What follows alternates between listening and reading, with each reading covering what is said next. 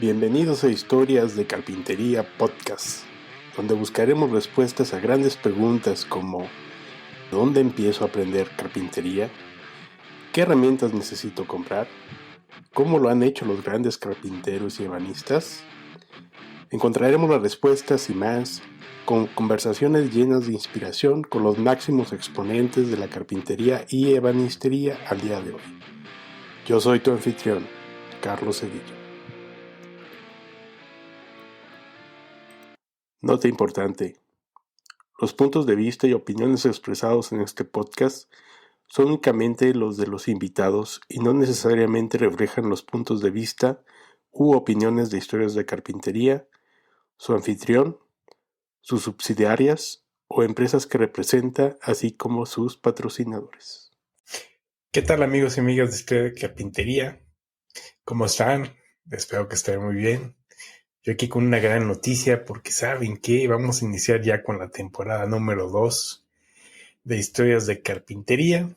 Realmente fue algo improvisado dejar la temporada en el episodio 30. Tuve algunos problemitas de salud por ahí de finales del año pasado, inicios de este año, que ya no me permitieron seguir con el ritmo de entrevistas. Y bueno, lo dejé un poquito ahí de lado, ¿no? En ese inter intenté subir videos de cómo es lo que yo hago aquí en mi taller, que ha sido dificilísimo porque, no sé, un video de algo tan simple siempre sale bien largo, como de una hora, hora y media, y tengo que estar corte. Me falta mucho por aprender por ahí, entonces, bueno, les agradezco ahí su paciencia si es que han llegado a ver un video muy largo para un proyecto muy simple. Pero bueno, yo estoy contento de darles esta información. Tenemos ya por ahí unas entrevistas hechas que vamos a empezar a publicar como la temporada 2. Lógicamente al estilo de Historias de Carpintería y con los mejores carpinteros y carpinteras exponentes de nuestro oficio, ¿no? Entonces, bueno, sin más, les quería hacer este anuncio y para celebrarlo quería dejarles por ahí un resumen de las 5 entrevistas más vistas, por lo menos en el canal de YouTube.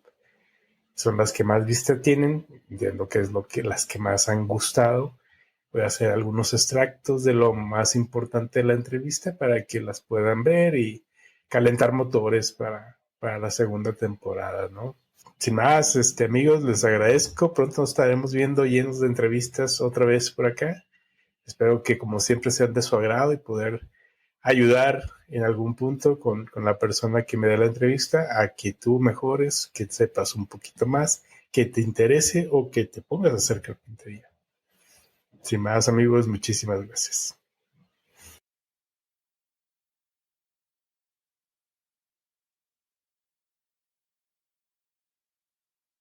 Germán, ¿cómo te iniciaste en la carpintería? ¿Qué nos podrías platicar?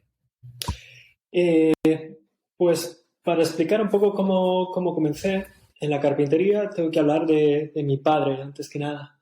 Mi padre, él era músico, es músico de hecho, de profesión, aunque ahora ya no se dedica. Y años antes de que yo naciera ya, él comenzó a arreglar instrumentos de música. En principio para él, para sus alumnos, y poco a poco empezó a trabajar, no como luthier, porque no tiene formación de luthier, pero como un experto en reparación de instrumentos. Es decir, él nunca ha construido, pero es un hombre que tiene muchas manos. Entonces yo de niño estaba siempre en su taller, cuando estaba en su casa, los fines de semana, y él siempre estaba por allí. Le he visto desencolar violines, desmontarlos completamente para reparar alguna cosa y volverlos a ensamblar, ese tipo de cosas. Así que realmente mi padre no me enseñó carpintería ni nada relacionado, pero sí lo más importante, que es el cómo habitamos el taller, el cómo vivimos en ese espacio, el orgullo y el placer por un trabajo bien hecho, ese tipo de cosas, ¿no? Entonces yo, bueno, seguí mi vida, hice la formación profesional. De hecho, bueno, he hecho un gran paréntesis ahora. Fui fotógrafo durante 10 años, lo dejé y finalmente pues decidí meterme en el mundo de la carpintería, porque era algo que siempre me había atraído, ¿no? Y a partir de ahí, pues empecé a descubrir que es un pozo sin fondo que tiene infinitas capas de profundidad. Y me apunté al principio en la formación profesional, que sería la formación pública que tenemos aquí, que fueron 2 años muy, muy elementales. Y rápidamente me di cuenta de que era necesario para mí seguir estudiando por mi cuenta, a través de Internet, a través de libros, a través de todo lo que pude echar mano. Y todavía sigo estudiando cada día. O sea que es un viaje que todavía no ha terminado. Mi día 1, ahora te podría decir, mi día 1 fue cuando decidí ir a comprarme un Formón.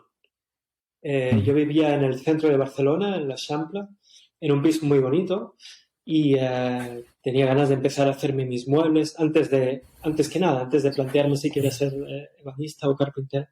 Y empecé a mirar algún vídeo en internet y vi que enseñaban el encaje de caja y espiga y fui al Servei Estació, a una tienda como una ferretería grande y compré mis primeros formones. Y ahí fue, yo creo, ese fue el día 1. Ese mismo día también me corté un dedo. Sí, me hice la lesión que nos hemos hecho todos cuando trabajamos mal, cuando no sabemos usar un formón. Me lo clavé en una mano. Pero bueno, aún así fue una buena experiencia. Y ya rápidamente comencé a buscar herramienta un poquito más sofisticada. Antes siquiera de tener taller propio, trabajando en habitaciones o en este tipo de lugares, ¿no? Compré en Comercial Pazos uno de mis primeros serruchos, alguna maza, las herramientas, digamos, nucleares, ¿no? Y rápidamente, en ese momento yo estaba saliendo con una chica que estudiaba también carpintería, que después fue mi pareja durante 5 o 6 años, y tuvimos la oportunidad de construirnos un banco de trabajo en un taller en el que nos dejaban 3 horas a la semana ir allí a usar las máquinas y bueno, pues teníamos ayuda de los carpinteros que había y a lo largo de 6 meses construimos un pequeño banco de trabajo que todavía no tengo. A mí me disgustan mucho las posturas férreas que quedan clavadas, ¿no? Y todo aquel que os diga que lo que él hace es lo mejor, quizás es mejor, bueno, tomárselo entre comillas, ¿no? Realmente cada cual ha de encontrar su equilibrio. A mí, por ejemplo, el trabajo que tradicionalmente habría hecho un aprendiz de desbaste del material, de hacer caras, cantos de referencia, todo ese trabajo más duro, yo prefiero hacerlo a máquina. Además, soy un enamorado de mis máquinas. Tuve la oportunidad de hacer una gran inversión en su momento. Invertí en Felder para maquinaria estacionaria y en Festool para maquinaria portátil, que son marcas muy, muy buenas. Y las cuido como si fueran, bueno, como lo que son. No son solo máquinas, son instrumentos de precisión que nos permiten desarrollar nuestro lenguaje. Por lo tanto, pues las cuido y las quiero y las disfruto mucho. Sin embargo, sí que realmente la herramienta manual es lo que más me gusta para el trabajo fino, para mejorar lo que me dan las máquinas. Y para mí es imprescindible estar con un pie en los dos mundos, ¿no? Pues yo me encontraba en la Escola del Treball, literalmente la Escuela del Trabajo, que es una escuela centenaria que tenemos en Barcelona, que ahora ya ha reducido mucho, ¿no? La formación es una formación muy elemental y muy un poco el fantasma de lo que había sido antaño, digamos. Sí. Y entonces yo tenía ese pequeño banco de trabajo. Estuve viviendo en pisos compartidos y en mi habitación tenía mi cama, algo de ropa, un pequeño armario y mi banco de trabajo, ¿no? Y cuando quería ponerme a trabajar, pues extendía las herramientas encima de la cama porque no tenía lugar. Ese tipo de espacio limitado. Sí. Y ahí me di cuenta de que en el material y en las tradiciones había una profundidad, ¿no? Como que yo tenía una gran ignorancia y sigo teniendo una gran ignorancia de todo lo que se ha hecho, ¿no? Desde tiempos de los egipcios hasta ahora y de todo lo que se podía hacer. Y entonces realmente comencé a investigar por internet y empecé a encontrar algunos autores que me ofrecían conocimientos a un nivel más refinado de lo que yo estaba recibiendo en la escuela. Por ejemplo, en los inicios alguien muy importante para mí fue Paul Sellers. que es un gran divulgador, debe tener 80 años ahora y sigue todavía con una energía increíble, ¿no? Sí. Enseñando solo con las herramientas básicas a hacer proyectos. Y a partir de aquí fui descubriendo autores, profesores y cada vez comprando libros. Y eso fue acompañado de mi práctica personal, no solo en la escuela, sino en mi tiempo libre. Soy una persona que tiene una de las cosas que me caracterizan es que yo escojo una tarea y la llevo al extremo. Yo no hago muchas cosas. Raramente hago vacaciones, no tengo hijos, no tengo hobbies apenas. Todo mi tiempo lo dedico a lo que estamos haciendo aquí, ¿no? A aprender y a compartir conocimiento y a fabricar muebles. Y eso me permite avanzar, me permitió avanzar bastante rápido. La gente viene y te dice, he visto tu silla y la quiero. O bien vienen y te dicen, he visto la silla de tal persona y la quiero pero más barata. Ese cliente es importante invitarlo a que se vaya con el carpintero que vende más caro, porque no es la clase de cliente que nos va a hacer felices, ¿no? Claro. Entonces, lo primero es encontrar el tiempo para desarrollar prototipos y a partir de ahí empezar a aprender. Y saber que es un mundo difícil. No me gusta decir difícil porque estamos creando conceptos, como el que decías, que pueden ser nociones limitantes. En las que vivimos muchos de nosotros vivimos atrapados, ¿no? Sí, claro. Por ejemplo, lo que decías, ¿no? El mueble bueno no se paga o no hay el cliente no paga colas de Milano. Esa es una verdad limitante, digamos. Porque realmente hay clientes que pagan colas de Milano y hay clientes que están dispuestos a pagar mobiliario de lujo, de gran lujo, en el mundo, ¿no? ¿Qué sucede? Luego, dentro del globo terráqueo, hay muchos países, como el tuyo y el mío, en los que hay una cultura del mueble muy limitada, ¿no? Y sin duda, no menospreciar en ningún caso las tecnologías del siglo XXI. Ir a donde está la gente hoy, porque uno solo no puede, uno solo no avanza. Claro. Y en mi entorno geográfico, si hago las cosas como el carpintero tradicional, que servía a su entorno más próximo de su ciudad, de su pueblo, de su barrio, me voy a quedar haciendo puertas, haciendo ventanas, haciendo cocinas, y eso es muy noble y es mucho más necesario de lo que yo hago, mucho más importante de lo que yo hago en mi trabajo personal. Pero si estamos intentando ir a otro tipo de ebanistería, tenemos que empezar a hacer las cosas de una forma distinta también. Lo primero que hay que decir es que la motivación tiene que venir de dentro hacia afuera y no del revés. Si empiezo en el mundo de la madera y empiezo a cansarme o pierdo la paciencia o empiezo a encontrarlo aburrido, es que no es lo mío. Lo mejor es dejarlo y dedicarme a otra cosa. ¿De acuerdo? O igual retomarlo más adelante. Así que ha de ser algo natural, ha de ser algo que ha de venir por una necesidad interior, ¿vale? Muchas veces nos acercamos a esto con la necesidad de vernos a nosotros mismos habiendo conseguido resultados y no tanto viéndonos a nosotros mismos trabajando. Es decir, si yo me meto en esto para sentirme orgulloso de haber hecho algo, pero luego en el trabajo diario del taller me aburro, me coge prisa, no estoy bien, es que no es lo mío. Igual lo mío es más bien comprar muebles que hacerlos, ¿no? Para las personas que comienzan es muy importante también decir que hay que empezar con lo que se tenga, con lo que se pueda y poco a poco ir ampliando. Hay mucha gente que se queda bloqueada porque piensa que tiene que hacer una grandísima inversión para empezar. Y sí, al principio la inversión es fuerte, pero se puede hacer gradual. Y si consigo tener un formón y una maza, un cepillo, un banco de trabajo y un serrucho, con eso puedo hacer ya muchísimo trabajo. Claro. Y poco a poco ir ampliando. Si puedo invertir en herramientas de la más alta calidad, mejor. Si tengo la opción, no deberíamos nunca empezar por material barato. Pero si no, empezamos por lo que se pueda. Y cada día un poquito más, cada día un poquito más. Y ahí es como se consigue.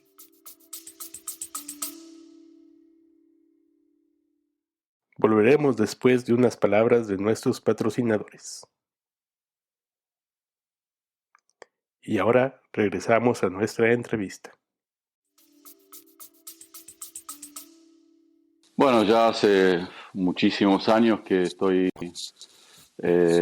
trabajando con madera y bueno, fue una evolución que se fue dando también sin programarlo. O sea, entré al trabajo con la madera un poco a través de la restauración. Si bien siempre vinculado con el arte, desde la plástica y siendo en ese momento estudiante de arte, mi madre, que siempre estuvo vinculado en ese momento sobre todo a la compra y venta de muebles antiguos acá en Buenos Aires, como una posibilidad para hacer unos pesos, como quien dice, me ofreció ocuparme de una restauración de un mueble.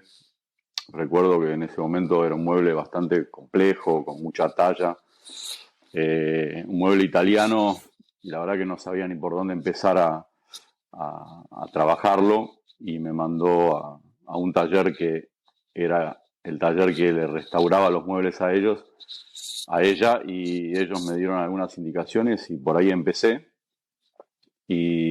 pero muy, digamos, de manera amateur, hasta que luego di por casualidad con una escuela que enseñaba el oficio de una forma, digamos, fábrica de muebles que tenía una escuela paralela, y ellos tenían ahí un maestro, y ese fue mi primer contacto formal con el oficio. Creo que al principio yo lo tenía un poco todavía como algo paralelo a mi actividad artística, porque en ese momento mi sueño de alguna forma era ser pintor, o sea, artista plástico.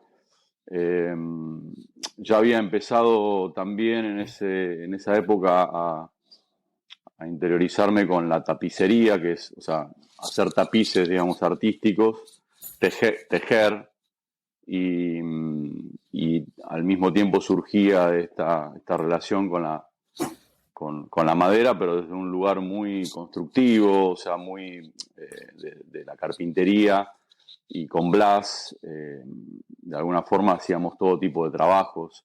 O sea que no estaba ni en mi radar todavía ni siquiera el hecho de dedicarme de lleno a la ebanistería. Era más bien una de las tantas cosas que hacía en ese momento con 20 años, en una búsqueda todavía muy, muy amplia, ¿no? de encontrar una profesión, si se quiere.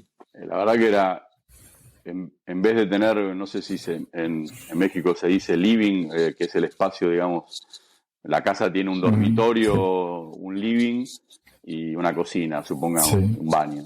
Bueno, claro, lo que era el living, que era el espacio central de mi casa, lo convertí en un taller. Y entonces yo vivía y tenía mi living y mi dormitorio en otro espacio, y Blas, que tenía, bueno, de por sí la vida de Blas es para escribir un capítulo aparte, pero él tenía desparramados, o como en diferentes lugares de amigos, había ido dejando sus cosas más voluminosas, entre las cuales estaba el banco de carpintero, el banco de trabajo de Blas, que todavía lo tengo, un banco antiguo de esos realmente que se hacían antes, macizo, pesado y muy largo, de 3 metros. Y entonces fue la oportunidad que tuvimos de rescatar de la casa de este pariente o amigo, no me acuerdo, el banco, y una vez que uno tiene, digamos, un espacio con un banco, uno puede decir que tiene un taller, ¿no? Todo lo demás es como algo satelital alrededor de este sol que es el banco de trabajo. Entonces, a partir de ahí fue comprar, Claro. me acuerdo que mi hermano me ayudó en ese momento a comprar una regruesadora de esas, ¿cómo se llama? Un pequeño planer de mano, Trainer. Peugeot, y algunas que otras herramientas que había comprado en un viaje, unos formones, y después, bueno, era la valija de Blas con algunas herramientas que él tenía, y con eso todo lo que hacíamos era con una circular. Me acuerdo que compré una Sinfín chiquita, un Banzo, que China, muy mala, que al mes dejó de funcionar, así que seguíamos con esas herramientas, un planer y una circular de mano, haciendo lo que se podía, ¿no? Y bueno, algún cepillo de Blas y esas cosas que él tenía, y todavía no había descubierto otro, digamos, todo lo que vendría después. Por lo general, si puedo, prefiero estar en silencio, pero de las máquinas que tengo, justamente la Sinfín es una de mis máquinas más con las que mejor relación tengo, por las características de esa máquina, digamos. Después tengo una combinada Felder que obviamente reúne todo lo necesario para todo lo que es el maquinado, ¿no? Lo que es el tupí, circular, regruesadora, cepilladora, barreno, todo en una sola máquina por una cuestión de espacio también en el taller. Pero luego de la Sinfín, creo que el barreno también es una máquina que me gusta usar cuando tengo oportunidad de hacer cajas y espigas. Pero la Sinfín de las máquinas es la que más placer me da usar, en cuanto también no solo al uso, sino a los resultados, y sobre todo a la técnica de cortar chapas de madera maciza, que es algo que lo tengo relacionado con mi trabajo bastante. Y en cuanto a los que es herramientas manuales, bueno, todo el mundo sabe que me enamora usar el cepillo de madera, que también disfruto mucho de hacer y de enseñar a hacer.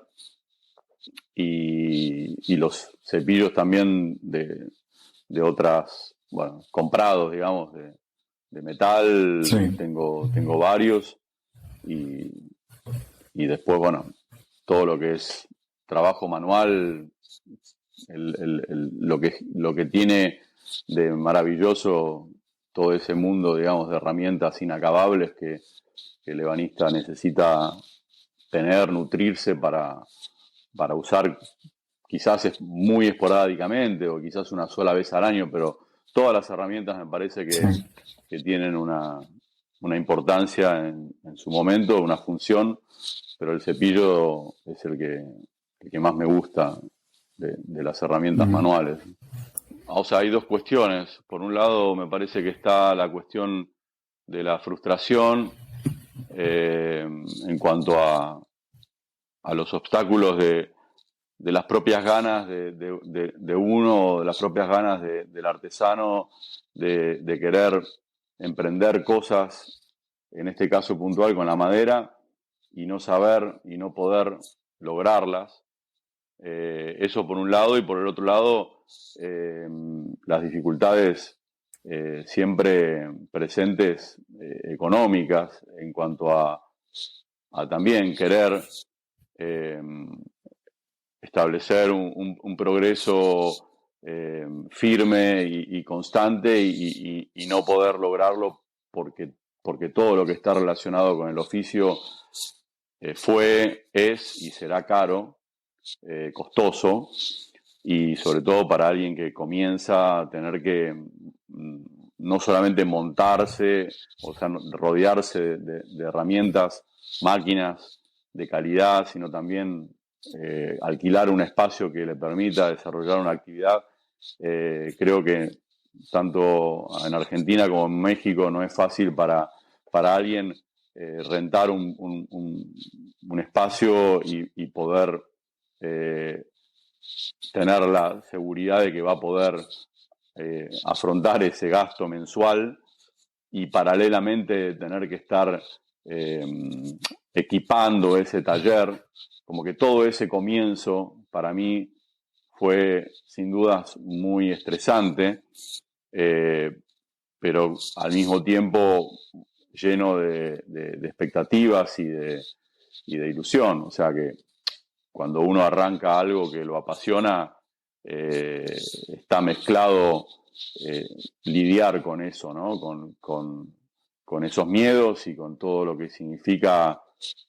¿Será que voy a poder tener el trabajo? ¿Me van a encargar un trabajo para poder pagar el alquiler, la renta del espacio? ¿Y será que voy a poder comprar aquella máquina que vi, que lo vi en un video, en un libro y que tiene fulano, que tiene este? ¿O será que voy a poder mejorar las condiciones de trabajo y ser más profesional? Bueno, todo eso en mis comienzos fue siempre un tema de debate interno y como te decía antes, a nivel técnico, personal y creativo, siempre tuve desde el comienzo esas dudas acerca de si tenía las condiciones para desarrollar esta actividad y si iba a poder avanzar, si iba a poder, digamos, tener espacios o conocer otra gente que me pudiera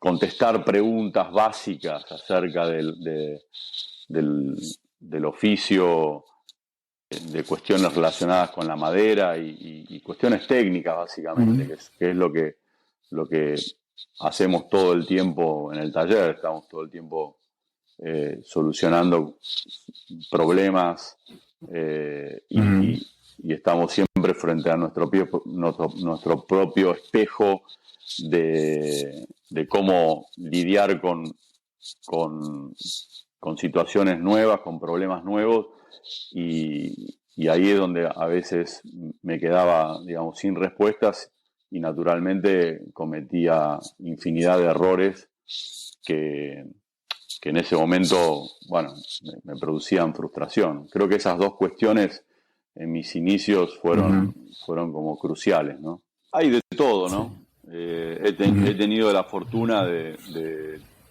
justamente tener todo, o sea, clientes que representan todo lo contrario y hasta el ideal. Creo que una combinación de las dos situaciones nos mantiene, o a mí me mantuvo, pero creo que a todos nos mantiene en carrera, porque hay clientes, ya no son clientes, son personas antes de ser clientes, ¿no? Entonces creo que va mucho en la persona, no es el cliente el que quiere pagar barato, es la persona que no aprecia muchas veces el trabajo y el esfuerzo que uno, ¿no? Porque la clásica que todavía sigo escuchando y que todos del otro lado estarán escuchando es pero si eso lo haces en 2 días, ¿no? ¿Cómo en 2 días? Y en todo caso, si lo hago en 2 días es porque tengo la experiencia necesaria para hacerlo en 2 días. Hay como una subestimación de lo que significa el trabajo, porque muchas veces la persona que está del otro lado y que es la que va a pagar no sabe exactamente lo que implica hacer un trabajo de esta naturaleza y lo que significa también en términos de infraestructura haber tenido la inversión necesaria para hacer eso en 2 días. No es hacerlo en 2 días, sino tuve que comprar esto y otro, y esta máquina, y hacer determinadas cuestiones para poder hacer eso en 2 días. Pero Claro. siempre es un trago amargo. Creo que depende más de la suerte a veces, pero hay clientes que a mí me representaron una gran motivación, que me han dado mucha libertad y que me han expresado mucha confianza. Y después está el mercado, que un poco, no es el mercado, pero la cultura que representa, que engloba todo eso, ¿no? Porque después está la situación en general de cada lugar donde vivimos, y no es lo mismo por ahí el que vive en Argentina o en México o en Perú, y que por ahí quien vive en Alemania o en Suecia. O sea, hay diferentes aspectos en las personas clientes, pero también en el ambiente y la cultura y la economía de un lugar donde uno trabaja. Siempre le digo a mis alumnos que colas de Milano, por ejemplo, Dovetails en cajones, nunca nadie me pidió en un montón de muebles que por ahí se pueden ver que hice hace 10 años o 15 años, y nadie los pagó. Los hice de mi bolsillo, o sea, el tiempo que invertí, porque si no, nunca hubiera hecho cajones artesanales con cola de Milano. Porque si hubiera tenido que decir, bueno, pero te pongo 2 cajones a ese mueble, bueno, ¿y cuánto va a salir eso? Y bueno, mirá que son cajones hechos de manera artesanal, hay que cortarlos con serrucho, hay que hacer unas colas de Milano, va a llevar más tiempo. Bueno, pero ¿cuánto va a salir eso? Bueno, sale tanto. No, mira, mejor hagámoslo sin cajones. Y entonces digo, bueno, pero entonces voy a hacer toda mi vida, voy a estar haciendo muebles sin cajones porque nadie va a querer poder pagar. Entonces dije, bueno, lo voy a hacer igual y lo hago como una inversión para mí. Y bueno, yo te voy a hacer unos cajones, te va a salir poco, obviamente, como si fuera un cajón hecho con una guía, una corredera de metal o lo que sea, y bueno, el resto no se lo decía al cliente, pero lo hacía. Y bueno, eso para mí fue haciendo también que con el tiempo empezara a tener obra. Para mí la obra es importante, sobre todo desde el hecho de poder mostrar el trabajo que uno hace, y para poder seducir a futuros clientes, ¿no? Porque si eso no está hecho, está todo en el plano de la imaginación, y si está en la imaginación, uno no puede cobrar algo porque uno lo dice bonito y decís, pero mirá que te van a quedar lindos los cajones. Bueno, ahora, si yo te muestro después un mueble y le hago unas fotos y eso se ve, probablemente venga alguien y diga, yo quiero un mueble así como ese que vos hiciste, que tiene 2 cajones. Bueno, ahí sí te lo voy a cobrar.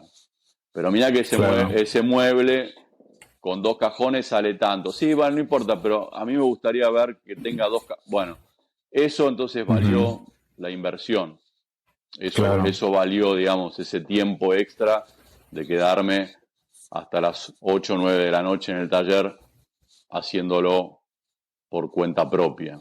Primero hay que distinguir también lo que es un mueble de calidad y un mueble que está destinado al fracaso y a los pocos años seguramente destinado a un tacho de basura. Eso ya es una distinción importante. Y después, bueno, hay que educar a la gente para que entienda lo que es nuestro trabajo. Parte de lo que estás haciendo vos con tu blog también es un eslabón para que esto empiece también a ser más difundido y para que el oficio vuelva a tener esta trascendencia de que, bueno, las cosas que son bien hechas tienen un trabajo y esa media madera, esa caja y espiga hecha de forma honesta, esa cola de Milano requiere de mucha formación, Claro. requiere de práctica, requiere de disciplina, de observación, de tiempo.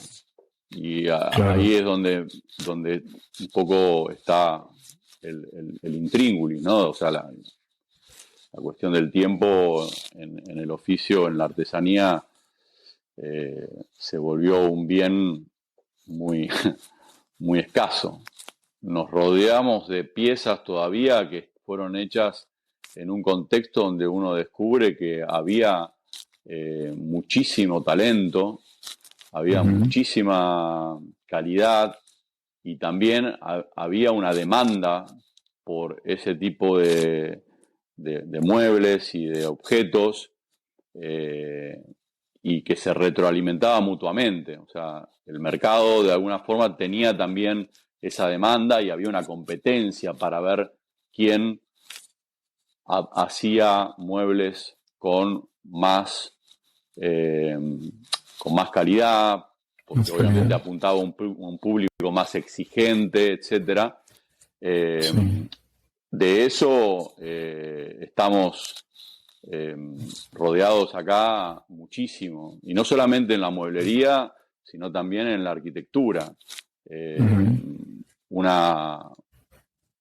Un patrón de portones, de puertas, de escaleras, de cosas que antes, y no es por ser nostálgico, pero realmente hubo un quiebre en esa tradición, y luego un agujero bastante oscuro de cómo se perdió, por una cuestión, creo que tiene que ver mucho con el contexto socioeconómico, se perdió esa tradición y hubo un quiebre que bueno, hizo que la calidad mermara mucho y luego, bueno, materiales que de por sí, por más vocación, talento que uno le ponga a un aglomerado, a un fenólico, a un multilaminado, un plywood, por más que uno le ponga todo el amor del mundo y estudie durante 50 años, va a ser un plywood. O sea, no se le puede pedir, o va a ser un aglomerado, un compensado.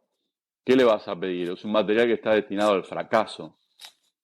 No va a resistir, no va a embellecerse con el tiempo como un mueble hecho con otras características. Entonces, ahí no hay mucho que podamos pedirle a la industria cuando ya los materiales se han mediocrizado. La versión... Tengo versiones varias, tengo versiones largas, cortas. La larga, me imagino, estamos como tranquilos. La larga, ¿no? Vamos por la larga, sí, claro. Es que en el fondo, claro, yo llego a la carpintería mueblista, pero no creo que se me cruzó un día un mueble y dije, oye, esto es lo que yo sueño hacer. No, siempre hay que ir un poco más atrás. Y creo que alguna vez también lo he contado. Tengo recuerdos cuando muy pequeño, 4 años. En el patio de mi casa, por ejemplo, había un limón y abajo había tierra. Y tomaba los terrones, los trozos de tierra, y le sacaba espina al limón, que ahora a la distancia me parece un poco ridículo, pero le sacaba la espina al limón y esculpía unas cabezas, ¿ya? Ojo y nariz, boca y oreja, todo. Y no solo eso, sino que mi mamá tomaba esos trozos de tierra que tenían unas cosas, me parecía unas cabezas, y las ponía en el living como adorno, ¿cachai? Entonces, y acto seguido, mi abuelo ve esto, o mi mamá le comenta, no recuerdo bien cómo fue la situación, y me regalan unas gubias de escolares, del manguito de este porte. Y habían algunos elementos tallados en mi casa y yo me puse como a reproducirlo. A lo que voy con esto es como que por ahí el impulso es previo al conocimiento, al saber que existe algo que se llama carpintería mueblista, ebanistería, como quieran decir.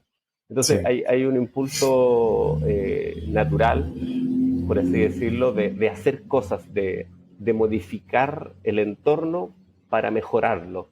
Porque creo que al final yo no soy tan apasionado por la mueblería como sí por la construcción y por la modificación del entorno. No sé si me entendí, que es algo un poco más amplio. Lo noto porque, por ejemplo, no sé, estoy en mi casa y hay que hacer algún arreglo en mi casa, alguna mejora. Tiré bastante ripio alrededor de la casa y estaba muy entusiasmado y muy ansioso de ver cómo quedaba eso. Que es similar a la ansiedad que siento cuando voy a hacer un proyecto que tengo ganas de construir y me levanto en la mañana y empiezo a preparar las cosas. Bueno, esa ansiedad y ese estímulo lo siento muchas veces al hacer cosas que sé que apenas termine, la cosa va a ser mejor, la vida va a ser mejor, la realidad va a ser mejor. No sé, ordenar la casa o lo que sea. Entonces, creo que esa motivación uno la encuentra no solo en el mundo de la mueblería, sino que en muchas áreas de la vida, en cualquier, como te digo, aspecto que implique mejorar tu entorno físico, por así decirlo. Siempre como que me enseñaron de alguna manera a dar como el 150%, no, más que dar el 150%, no conformarme con lo que te piden, ¿cachai? Si alguien te pide tanto, tú siempre entregar un poco más. Sabía que es una maqueta, pucha, no cuesta nada agregar ciertos detalles y ponerle, como te digo, este parqué a la terraza de la maqueta que ahora a la distancia se ve ridículo, pero habla como de una búsqueda constante y previa a aprender algo sobre muebles o alguna cosa. Pero yo luché siempre contra la idea de yo transformarme en gerente de una mueblería o en dueño de una mueblería y tener 10 personas a cargo y yo estar preocupado de pagarle el sueldo, de las planillas, que el cliente, que los proveedores. No sé si me entendí. Es como de la parte fome, de la parte aburrida. A mí, si esto me motivaba era porque era muy entretenido. ¿Okay? Entonces no quise nunca perder el control de ensuciarme las manos, de yo estar, sí, diseño, pero sobre todo construir. Y eso finalmente fue lo que llegó a darle forma al proyecto, a Maderística. En algún momento agregamos el tema de que era carpintería de autor, incluso, insisto, siguiendo dándole forma a este estímulo primario, básico.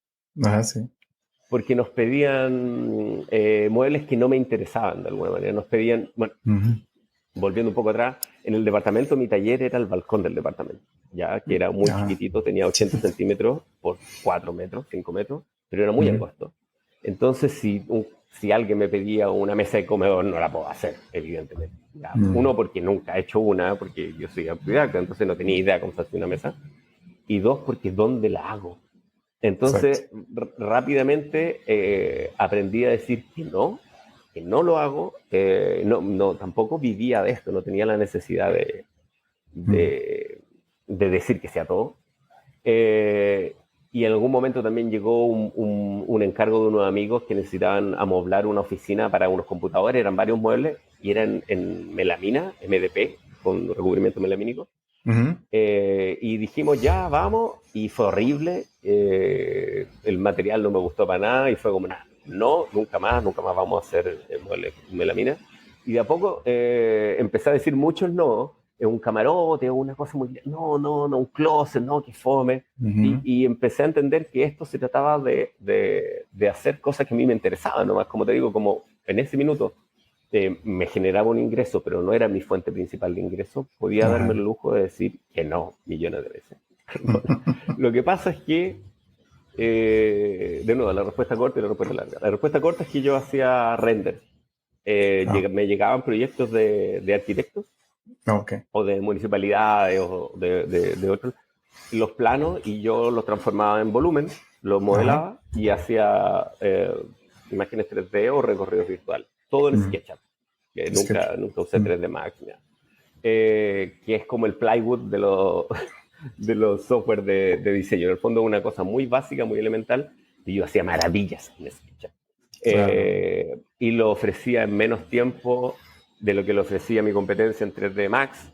Era más rápido, costaba un tercio, porque 3D Max, el segundo, era carísimo de renderizado. Y en realidad a los clientes nunca les interesó que sea fotorrealista, querían que se viera, que se entendiera. Entonces, también me especialicé en algo muy elemental, lo desarrollé muy a fondo, y de eso vivía. Pero la versión larga es que yo con eso trabajaba 2 meses al año, y los otros 10 meses yo me dedicaba a mi tesis, que la historia es muy larga. Pero yo terminé mi carrera y me puse a investigar, me dediqué a desarrollar mi tesis de título, porque había muchas dudas, muchas preguntas que yo tenía, mucha inconformidad con la carrera y qué sé yo, y estuve 8 años escribiendo. Y durante esos 8 años, por eso digo, no puedo no hablar de esta transición a la mueblería sin nombrar esto. Durante esos 8 años trabajaba 2 meses, con lo que ganaba esos 2 meses, vivía muy austeramente los otros 10. Porque podía estudiar, leer lo que quería a mi ritmo, desarrollar. Había mapas conceptuales de mi tesis que estuve, no sé, 3 meses haciéndolo. Porque tenía ciertas inquietudes personales y quería tomarme el tiempo que fuera necesario. En algún momento ya se transformó en un monstruo gigante que quería deshacerme en el año 6º, yo creo. Pero no podía partir las pirámides así y terminar con un techo con zinc. No, había que terminar a escala de pirámide. Claro. Entonces, ahí me tomé 2 años más, yo creo. Entonces, lo interesante es que en ese periodo, aparte de estudiar mucho, de leer otras cosas, de entender, a mí me interesa mucho cómo funciona el pensamiento en general. De entender la cabeza, de poner la cabeza en el asunto. Entendí que podía vivir a mi ritmo siempre y cuando necesitara poco dinero. ¿Ya? En el fondo, que la austeridad era sinónimo de libertad, de cierta manera. Claro. Porque me pagaban muy bien. Esos 2 meses me pagaban muy bien. Pero yo en algún momento decía, no quiero más dinero, porque me ofrecían, oye, pero dame esto. No, que es algo raro. No necesito, ya tengo suficiente, porque lo que a mí me interesa es estos otros 10 meses seguir con mi tesis, seguir con mi investigación y mi ritmo. Y en realidad los renders, las animaciones virtuales, como te digo, se pagaba bien, pero era todo tan falso, era todo tan virtual, por así decirlo, tan mentira. Y como te digo, uno tenía este impulso más de lo concreto, que nunca pensé que eso podía ser mi camino, y también entendí que yo no me puedo dedicar a algo solo por dinero, sino que me tiene que motivar. Claro. Y como necesitaba poco dinero para estar tranquilo y para poder hacer otras cosas que me interesaban, dije, quizás la carpintería puede ser un camino. ¿Ya? Nunca fue como, oye, quiero tener un estándar alto, auto, viaje, voy a ser carpintero. Bueno, no, jamás, evidentemente no va de la mano. Entonces, yo creo que todo eso convergió en que, luego de, como te digo, de que mi señora empezó a motivarme y, oye, hagamos esto, y empezamos a hacer nuestros primeros muebles, se abrió como una posible ventana, un posible camino en que, mira, es muy entretenido, me entusiasma, veamos qué pasa veamos qué pasa si nos tomamos esto en serio, y si vamos a algún lado, si no, bueno, retomaré o buscaré por otro lado. Y aquí estamos, eso fue el 2011, 12 por ahí, ya va un poco más de 10 años y ya no me veo haciendo otra cosa, básicamente. Yo no tengo currículum, nunca he hecho un currículum.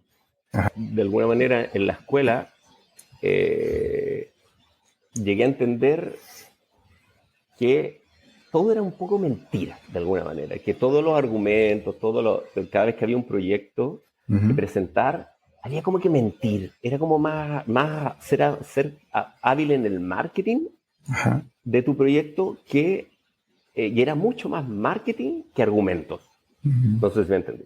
Sí. Entonces, yo al principio me iba por los argumentos reales, porque era un ingenuo, como cualquier persona, y me iba mal.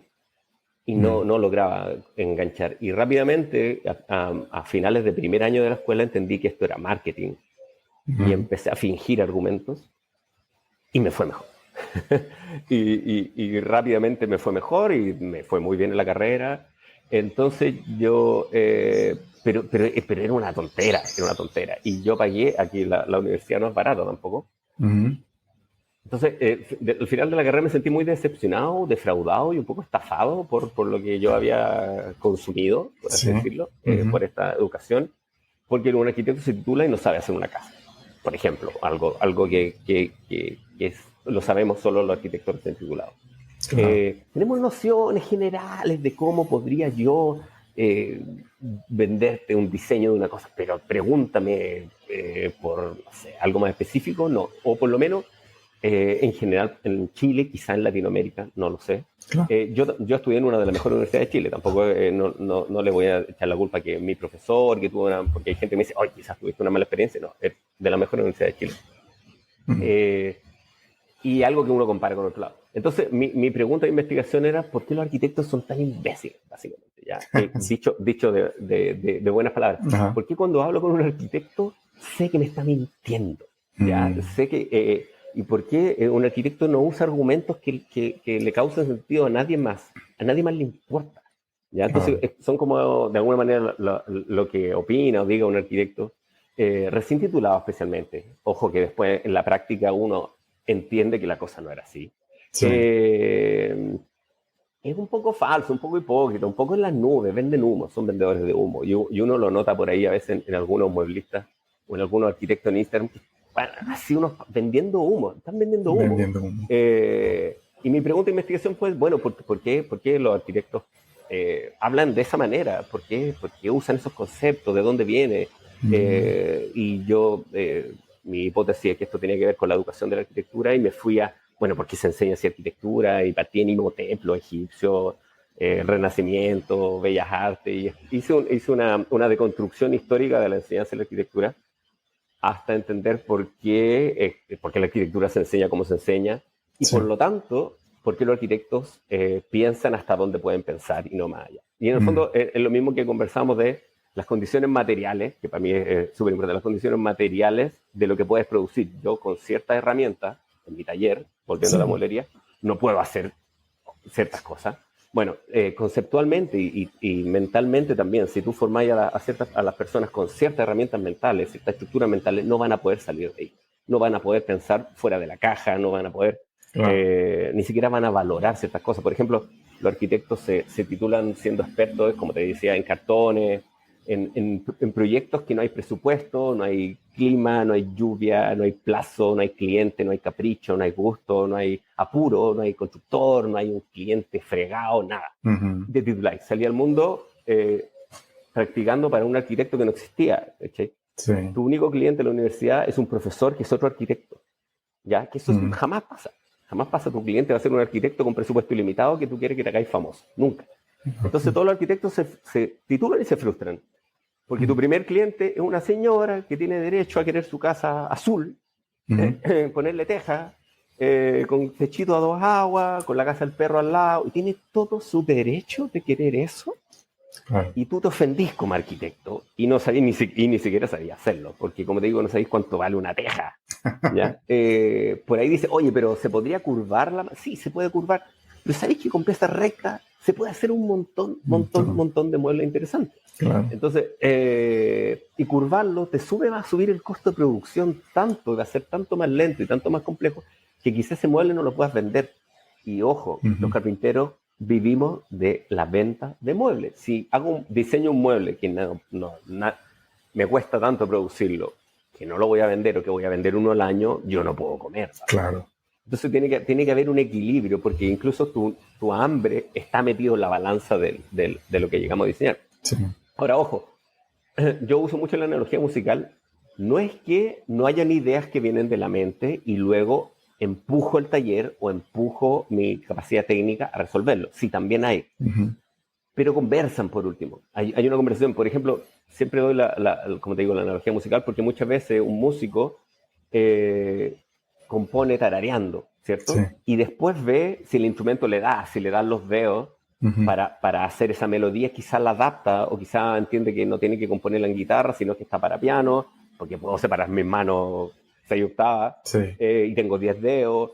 Entonces, sí, pero sí hay un feedback. Entonces, como te digo, los diseñadores o los arquitectos, por así decirlo, diseñan o componen sin instrumento, sin nunca tener el instrumento en la mano. Claro. ¿Ya? Y no hay nada del instrumento que alimente su composición. Es como que de verdad alguien compusiera solo escribiendo partituras. Quizá conoce cómo suena, pero después un músico agarra esto y ¿para qué instrumento esta cuestión? Es que sabéis que no me da el dedo para tocar esta nota. Exacto. Pero otra manera de acercarse a la composición musical es tomar tu instrumento, cualquiera que sea. Normalmente los grandes compositores son pianistas.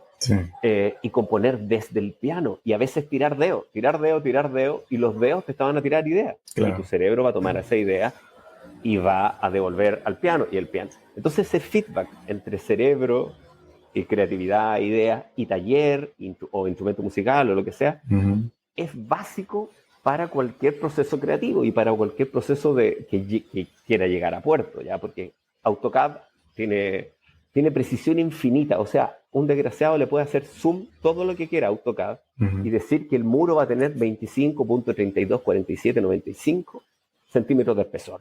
Porque puede, porque AutoCAD lo permite, ¿cachai? Sí. Pero fuera del AutoCAD la realidad no funciona así. Claro. En el fondo, yo necesito lucirme, o ¿cómo lo voy a decir mejor? Para que no es tanto como lucirme. Pero tiene que tener un interés para mí. No lo hago solo por el dinero que está a cambio, ¿ya? Porque tengo muchos clientes. Entonces, yo siempre digo, yo soy como Brad Pitt. Brad Pitt no va a hacer todas las películas que le ofrezcas, ¿no? Va a ser una película donde salve al mundo, donde llega a Marte, no sé, ya, donde... Sí.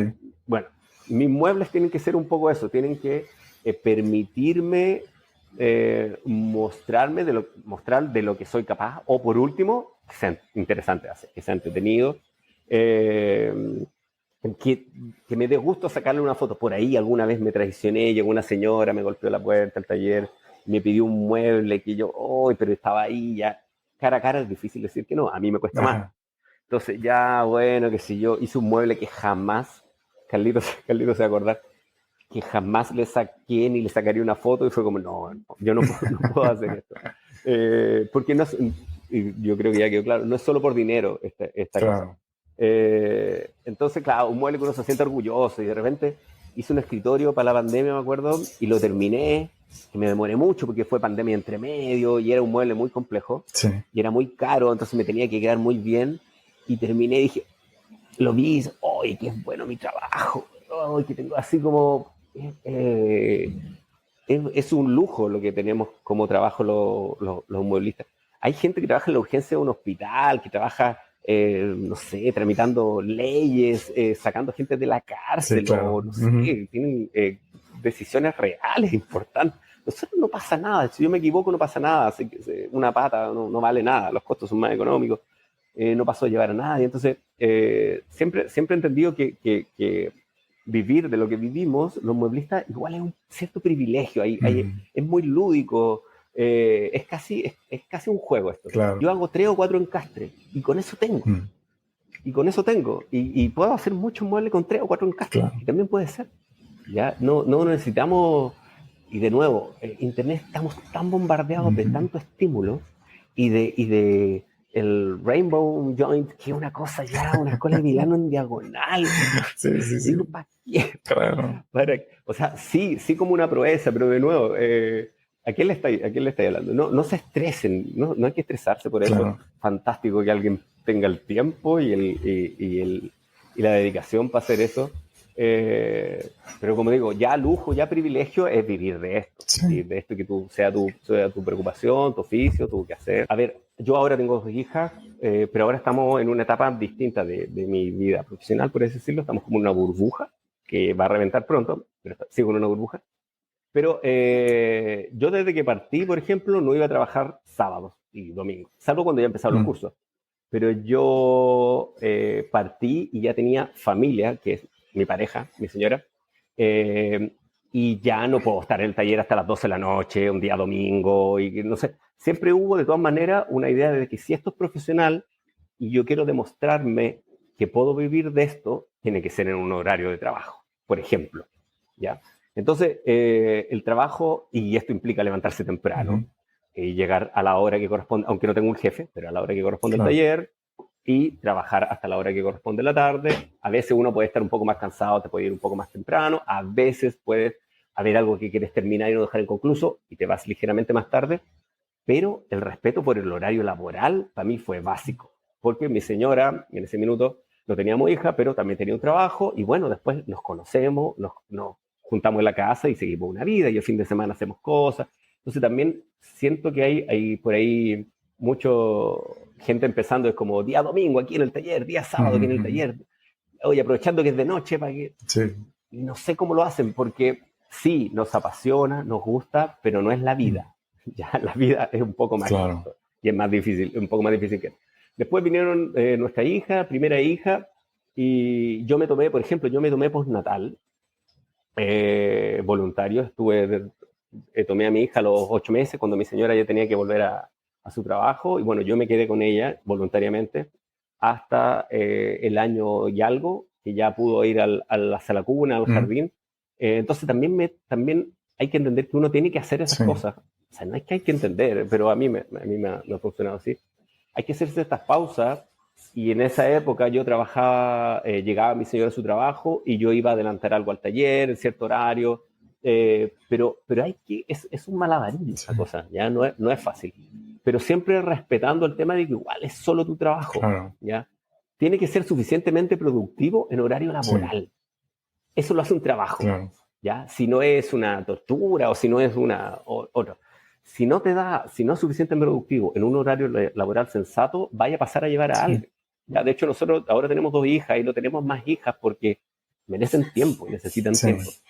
Luego con la pandemia y gracias a los cursos online también, que esto no es al margen del curso, tomamos la decisión de trabajar mediodía, por ejemplo.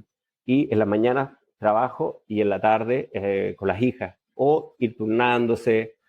A veces una tarde puedo yo trabajar, o un día puedo trabajar yo el día completo, y al otro día me toca solo la mañana, porque las niñas están en el colegio, en el jardín en la mañana, y en la tarde le toca a mi señor, y así nos vamos turnando. Entonces, es un malabarismo desquiciante, pero es necesario,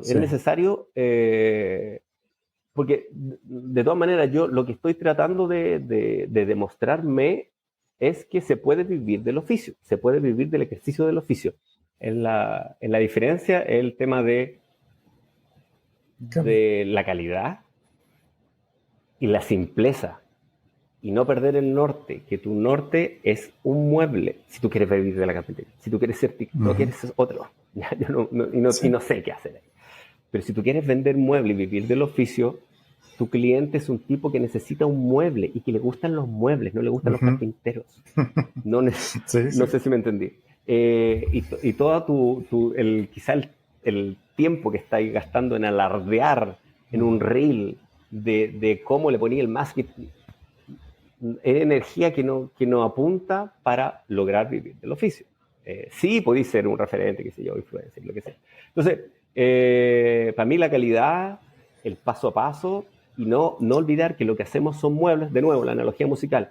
Hacemos música, somos músicos, y lo que queremos es hacer una música que sea agradable, bonita, buena, que pegue, lo mismo, un mueble que se vea bien, y no tiene por qué ser una proeza del técnico. Entonces, hay mucho interés, y te va a ir bien si transformáis, que eso es lo otro que voy a complementar.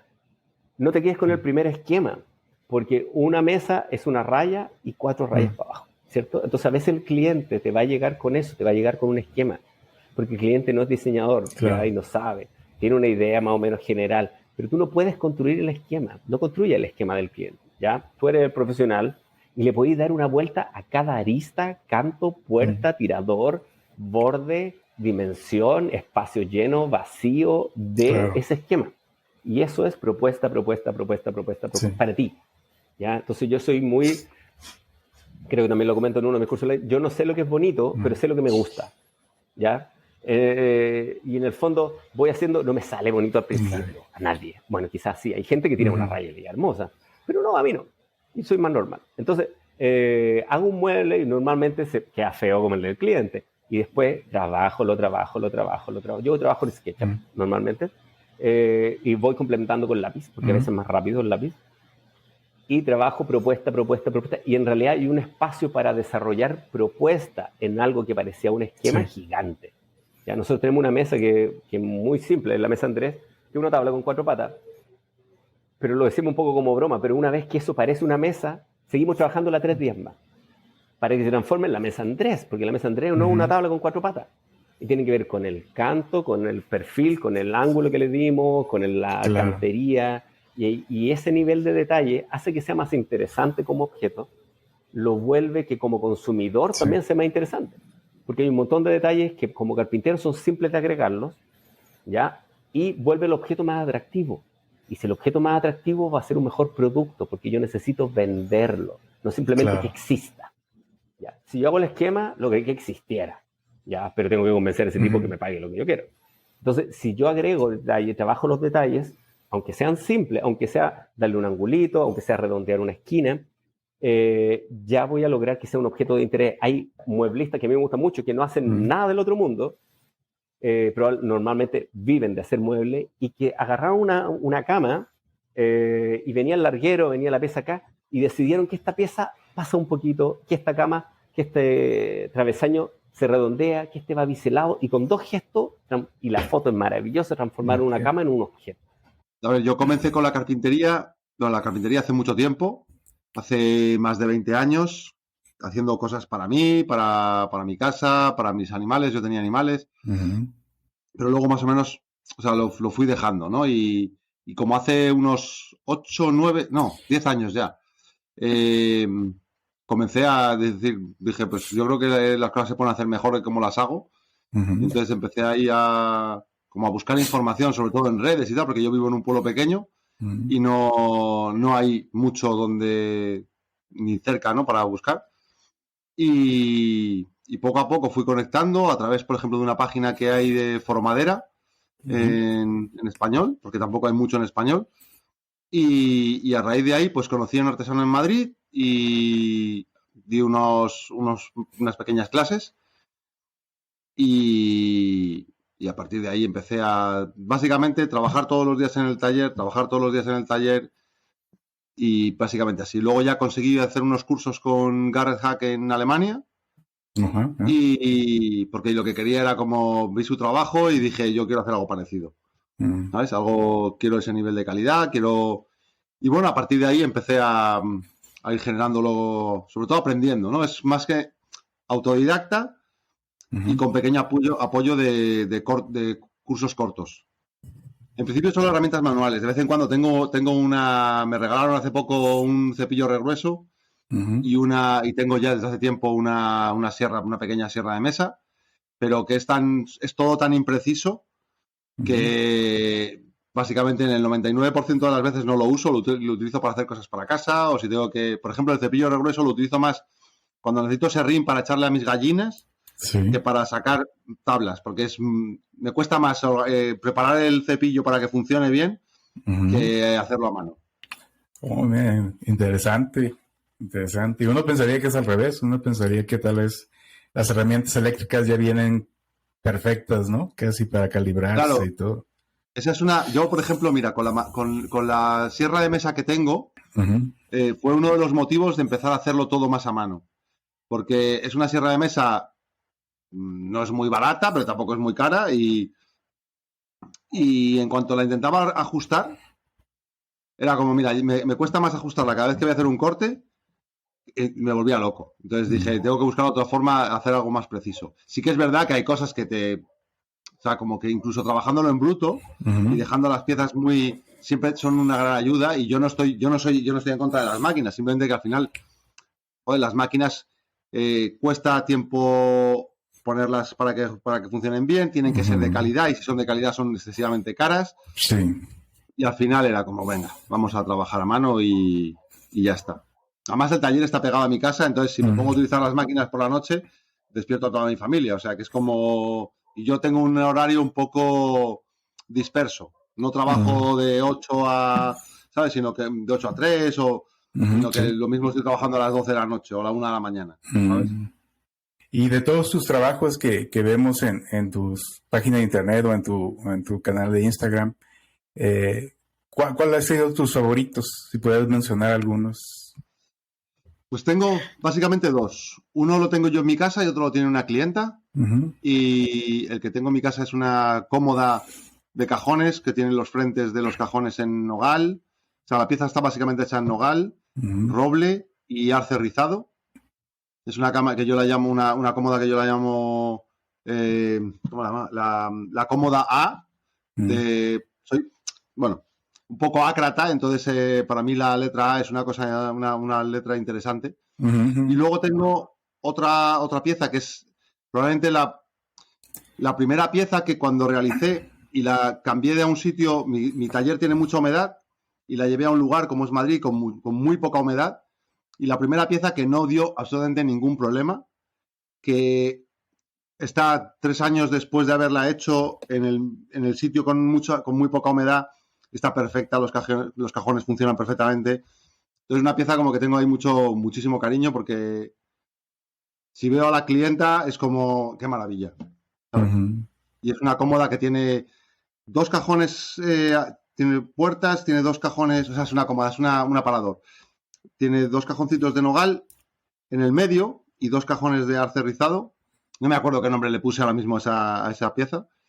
Y de esa estoy muy contento. Principal cliente, básicamente soy yo mismo, ¿sabes? Uh-huh. A nivel de mi casa, de hacer mis cosas.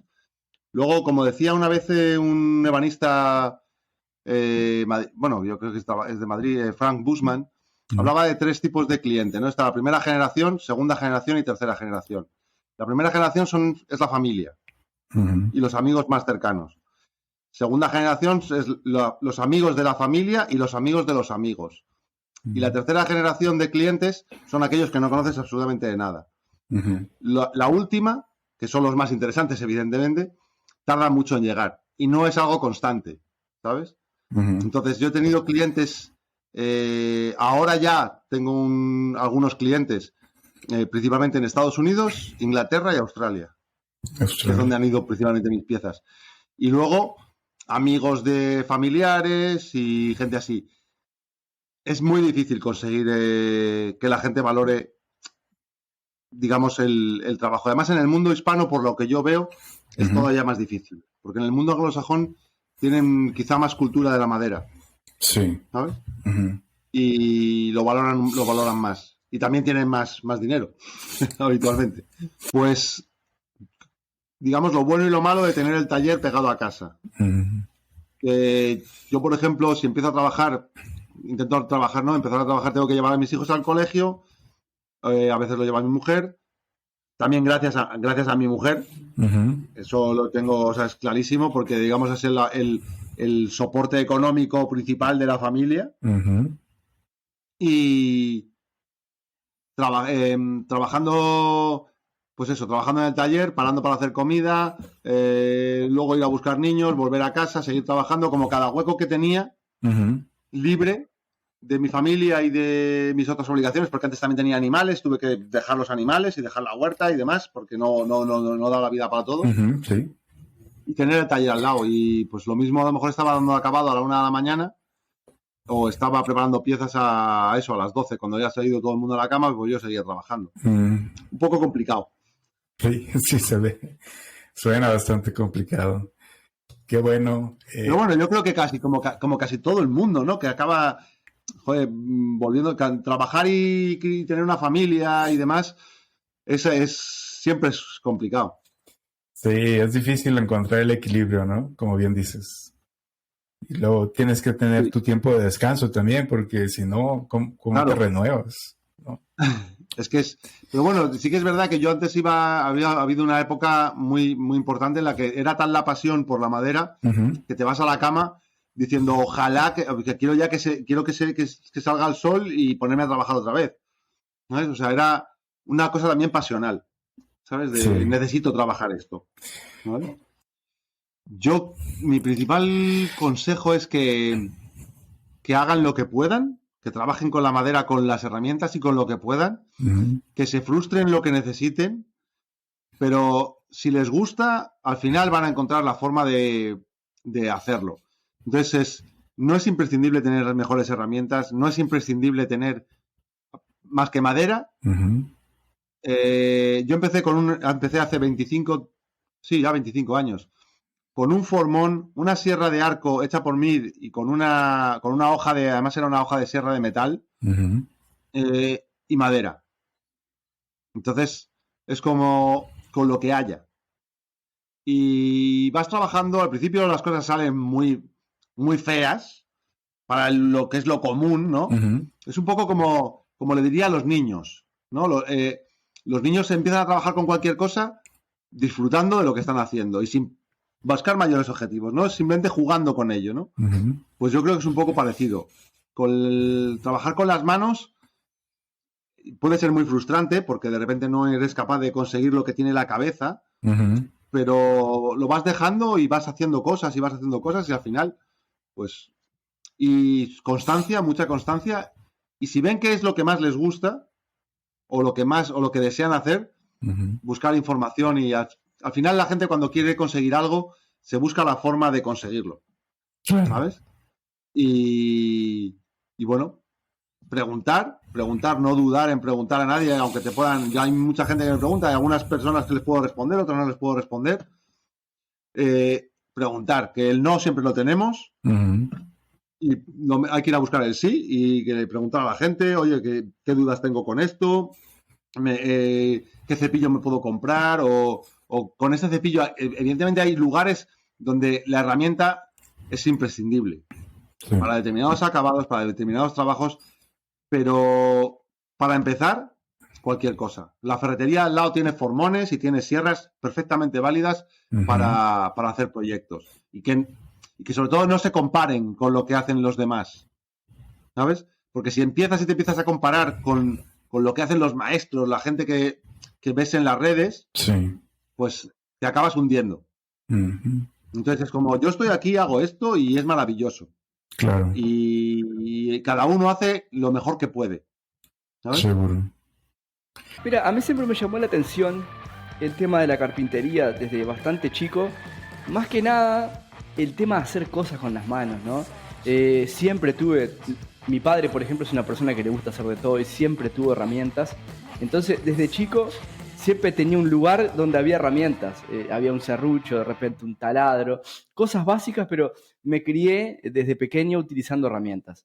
Me acuerdo que, mira, iba a traer y me olvidé. Me acuerdo que la tengo guardada por ahí, pero no sé dónde está porque hace poco me mudé. Tengo una caja de madera. Una vez la mostré en un video en vivo en Instagram. Una caja pequeña de madera que la hice cuando tenía, no sé, 9 años o 10 años. Y las herramientas que tenía eran un serrucho de esos manuales. Perdón. Tenía martillo y clavos, nada más. Y con eso la hice, o sea, y con lija. Corté a serrucho, los ensambles fueron con clavos, lija y después un barniz que encontré, que mi padre tenía un barniz guardado en el galpón donde tenía las herramientas, que inclusive estaba medio seco, pero bueno, funcionó. Y bueno, y siempre contigo me gustó hacer cosas desde chico, hacer cosas con las manos, y siempre me llamó la atención la madera. Pero claro, fue algo, no es que yo siempre hacía cosas. Y después, bueno, pasaron los años, estudié informática, que fue lo que trabajé muchos años en el tema de la informática. A eso de los 19 años me fui de mi casa pues aquí la universidad, si tú quieres ir a la universidad, ahora ha cambiado mucho en Uruguay, pero, por ejemplo, la universidad está en la capital del país, en Montevideo. En ese momento era así. Entonces la carrera que yo quería hacer, que fue la que inicié en ese momento, que era ingeniería en informática, me quedaba en Montevideo, que es una ciudad a 400 kilómetros de donde vivo, de donde nací, donde vivo actualmente, ¿no? Entonces me fui a Montevideo a estudiar, estuve unos cuantos años viviendo, bueno, solo, y tenía un amigo que tenía un taller de carpintería y yo de repente iba y hacía cosas y tenía herramientas y me empezó a picar un poco el bichito de volver a hacer cosas, estando en Montevideo. Y bueno, en un momento me mudé a un departamento con la persona que hoy es mi esposa, que, bueno, ella es chilena, yo la conocí en un viaje que hice a Chile, y al tiempo ella se vino a vivir conmigo a Uruguay. Entonces, claro, arrendamos un departamento y no teníamos muebles. Y dije, bueno, hay que hacer los muebles, o sea, ¿qué hago? ¿Los compro o los hago? Y ahí, bueno, los primeros muebles que me hice fue con melamina, me acuerdo, que tenía un amigo que yo no tenía vehículo en ese momento y me trajo la melamina, la mayor parte cortada, la placa, y yo vivía en un departamento en un cuarto piso, que ese departamento era un edificio que tenía solamente 4 pisos, mi apartamento era el último y toda la azotea del edificio era mi terraza, entonces tenía mucho espacio. O sea, el departamento era pequeño, pero el patio, la azotea, era toda la azotea del edificio para mí. Entonces yo trabajaba allá afuera. En la puerta, y a mí que me encantaba siempre andar en bicicleta, en la puerta había una calcamonía pegada que decía cruce la cordillera de los Andes en bicicleta, y me quedó picando eso. Y yo pensé así, wow, qué bueno estaría hacer esto, dije. Y bueno, la cuestión que fue 2 meses más tarde, le mando un mensaje a este amigo con el que siempre salíamos a andar en bici y le dije, ¿qué te parece si vamos a cruzar la cordillera de los Andes en bicicleta? Le digo. Y me contesta, sí, vamos, me dice. Yo saco licencia en mi trabajo, yo también, le digo, saco vacaciones. Y la cosa es que me fui. Nos fuimos, nos tomamos un bus desde Montevideo hasta Mendoza. Y después fueron 5 días cruzando la cordillera de los Andes, que creo que fueron como 500 y pico kilómetros. Bueno, eso fue una aventura enorme. Entonces, claro, en ese momento, si yo me ponía a pensar o a pensar mucho en lo que tenía que hacer, no lo hacía. Entonces, de repente, uno tiene que analizar un poco los riesgos de lo que hace y aventarse también, ¿no? Obviamente, dentro de lo que uno crea que es seguro. Yo igual he sido un poco kamikaze de repente para ese tipo de cosas. Pero gracias a eso, ese viaje fue increíble porque tuve un montón de experiencias, pasaron cosas, esas sincronicidades que da la vida, que son increíbles, y en ese viaje conocí a la que actualmente hoy es mi esposa. Fíjate. Bien. Entonces, bueno, gracias a eso después se fueron dando las cosas, me fui a vivir a Chile, y en un momento, me acuerdo cuando había terminado ese primer proyecto que te comentaba de la pérgola, Uh-huh. Yo anteriormente, como te decía, había estado trabajando con mi papá, y yo me fui a Chile y mi padre quedó él con la empresa de nuevo. Y claro, yo era como, digamos, como que era la mano derecha de él, ¿no? O sea, me encargaba de muchas cosas que él no, ya estaba como más tranquilo, digamos. Y entonces trabajábamos los dos, ¿no? Y bueno, yo decidí hacer eso, irme. Y me acuerdo que yo me fui en noviembre del año 2016 a Santiago. Y bueno, y comencé todo el tema de los proyectos. Y en enero fue que me salió, enero o febrero me salió el primer proyecto. Me acuerdo que fue terminar el primer proyecto, que fue una cosa así como un mes.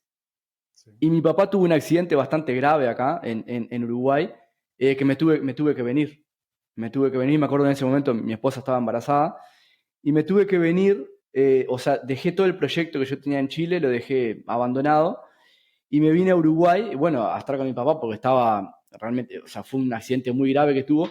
Él estaba al lado de un horno industrial y explotó al lado de él y él se quemó todo, desde la cintura hacia arriba se prendió fuego. Entonces, claro, estuve internado un mes en cuidados intensivos y la primera semana estuvo con riesgo de vida, o sea, no se sabía si iba. Entonces, claro, me vine a Uruguay, cuando apenas me enteré que ese día que tuve accidente, me tomé el primer avión y me vine y estuve con él. Inclusive a él lo trasladaron, desde la ciudad donde vivimos lo trasladaron a la capital porque era tan grave que aquí no tenían todos los equipos y las cosas como para monitorearlo, ¿no? Uh-huh. En mi familia no hay nadie que sea carpintero o que haya, no. Sí tengo referencias, por ejemplo, de mi padre. Por ejemplo, mi padre es una persona que le gusta hacer de todo. Y más allá de que él no tuvo tampoco estudios formales, él tuvo solamente educación primaria, pero es un ingeniero natural, digamos, porque sí, sabe hacer de todo. Él con su propio emprendimiento, que comenzó hace años, creó su propia empresa, la mayor parte de las maquinarias que utiliza las diseñó él, las inventó él, las construyó él. Tiene un gran conocimiento en el tema de maquinarias y de mecánica, de ingeniería, es impresionante. También de forma autodidacta, ¿no? Empecé a descubrir otras formas de trabajar. Y me acuerdo que quedé sumamente cautivado cuando vi por primera vez el canal de Ishitani, que es un japonés, No sé si lo conoces, Sí. Issey Shitani. Sí. Bueno, quedé Sí. completamente cautivado con esa forma de trabajar. Y yo, o sea, en el sentido de que hasta ahora sigo mirando los videos de él y los miro 10 veces igual. O sea, un video que ya lo vi 10 veces lo vuelvo a mirar otra vez y me sigue cautivando. Entonces, me acuerdo que dije, yo quiero hacer eso. Así quiero trabajar yo. Y voy a encontrar la forma de hacerlo. Y me acuerdo que fui aprendiendo con el tiempo. Bueno, además tengo quizás también esa capacidad de, por ejemplo, soy muy observador, de ver y sin que me expliquen con palabras, solamente con mirar aprendo. Me encanta, soy muy observador. Entonces, de ver, aprendo. Entonces, claro, en un momento empecé a practicar y a hacer ensambles y cosas. Y yo pensaba, bueno, técnicamente no es tan complicado lo que estoy haciendo. Entonces yo pensaba, si técnicamente no es tan complicado lo que tengo que hacer, ¿por qué no me sale? ¿No? ¿Por qué no me sale un ensamble? ¿Por qué no me sale con la precisión que tiene que salir? Entonces, claro, y en ese momento tuve como una especie de, no sé si llamarle de epifanía o qué, que me di cuenta de algo y dije, bueno, si yo conozco técnicamente qué es lo que tengo que hacer y cuando lo voy a aplicar a la práctica no me sale, es por falta de paciencia. Entonces dije, bueno, voy a dejar de centrarme en lo técnico y voy a empezar a ejercitar la paciencia. Y cuando empecé a trabajar un poco más en mí, en mi ansiedad, digamos, de querer terminar todo rápido y querer hacer todo rápido, cuando empecé a trabajar un poco más en mi ansiedad y empecé a trabajar la paciencia, ahí se empezó a reflejar. Y ahí me empecé a dar cuenta que las cosas empezaban a salir como yo quería. Entonces, a veces uno se frustra porque dice, no me sale esto, no me sale otro, pero a veces el que no salga algo no es por falta de habilidad, sino muchas veces por falta de paciencia y de no controlar ese impulso, esa ansiedad de querer terminar rápido, ¿no? Quizás hará 6 meses atrás que le compré un curso a Germán Peraire, que también es otro gran referente, que de hecho de las entrevistas que vi, de las que tú hiciste, he visto varias, y una de las que más me gustó fue la que hiciste con Germán, porque me siento identificado en el sentido, es un tipo que transmite mucha paz, ¿no? Y me encanta, dice que yo estoy completamente de acuerdo con eso, que comenzamos un proyecto y la premisa es hacerlo bien, no importa el tiempo, vamos a hacerlo bien. Entonces eso me encanta, para mí también ha sido Germán un gran referente también, últimamente. Y como te digo, he aprendido mucho y lo bueno de comprar esos tipos de cursos es que está todo mucho más ordenado, ¿no? Claro. Mucho más ordenado el temario, todavía uno aprende muchísimo y bueno, ahí también fue un gran puntapié, aprendí muchísimo con él en ese curso, realmente muy, muy bueno. Excelente. Y bueno, así ha sido mi camino de aprendizaje y uno nunca termina de aprender, ¿no? Siempre, todos los días está aprendiendo algo nuevo y siempre... Quizás, como te decía, soy un poco perfeccionista y esa sensación de repente de terminar un proyecto y quedar contento, me encanta como queda, pero no estar conforme 100%. A veces pienso que si eso realmente será bueno, porque de repente puede generar un poco de ansiedad también, ¿no? El ser tan perfeccionista. Pero bueno, uno con el tiempo igual va encontrando un equilibrio, ¿no? Va encontrando un equilibrio. Sí, está bien ser perfeccionista, pero tampoco irse a los extremos, ¿no? O sea, ningún extremo es bueno, ni para un lado ni para el otro. Es como que uno va encontrando el camino del medio y se va centrando y bueno. Yo creo que básicamente pienso que hacer un proyecto que a uno le guste como queda, y sí, queda un poco esa sensación de quizás lo pude haber hecho mejor, lo puedo hacer mejor, pero también tiene que darse esa sensación de paz. Cuando uno le queda esa sensación de paz, que digo, bueno, terminé el proyecto, me gusta cómo quedó, podría haber hecho esto de esta manera, y me genera ese aprendizaje para la próxima vez hacerlo mejor, pero que a su vez me genere paz y no me quede con esa ansiedad de, qué lástima que no lo hice mejor. No, es simplemente verlo como un aprendizaje, analizar qué se hizo mal y quedarse en paz también, ¿no? De alguna manera, y conforme también, ¿no? Contento. Tengo algunos diseños, ¿sí? Inclusive ya muchos de esos diseños son videos que he subido a YouTube y he comenzado a vender muebles, sí. Okay. Sí. Y tengo algunos objetos y cosas que he comenzado a vender, sí. Inclusive después de subir a Instagram, el otro día vendí una de las primeras piezas que había diseñado y bueno, y ahora se empezó a mover, que es un soporte. Acá en Uruguay se usan mucho, se toma el mate, que es una bebida que se toma, no sé si lo conoces tú, el mate. Sí, sí, claro. Y bueno, acá es muy común andar con el termo, que es como el termo, y el mate, y se usa un soporte, como una canastita que uno lo lleva, ¿no? Que se llama matera. Entonces yo diseñé una que me gustó mucho cómo quedó, que de hecho subí el video a YouTube. Y bueno, y tuvo éxito y bueno, y ahora empecé a fabricarlas. Eso es un diseño exclusivo mío y gustó bastante, ¿eh? Y me han pedido algunas, así que el otro día se fue la primera y ya tengo varias en camino. Excelente. Que las estoy haciendo en madera de haya y caoba, que son dos maderas muy lindas, que me encanta combinarlas y trabajarlas. Sí. Bueno, ahora estoy armando el taller, ¿no? Me mudé a un taller nuevo y me falta hacer varias cosas para... Por ejemplo, tengo un proyecto que lo voy a subir, creo que pronto lo voy a comenzar. Me voy a hacer una mesa para router, para fresadora. Okay. Entonces, claro, y la voy a hacer porque pensando dije, bueno, este es un proyecto importante porque la mesa de router creo que va a ser una de las herramientas que más utilizo, que más voy a utilizar haciendo algunos proyectos que tengo en mente.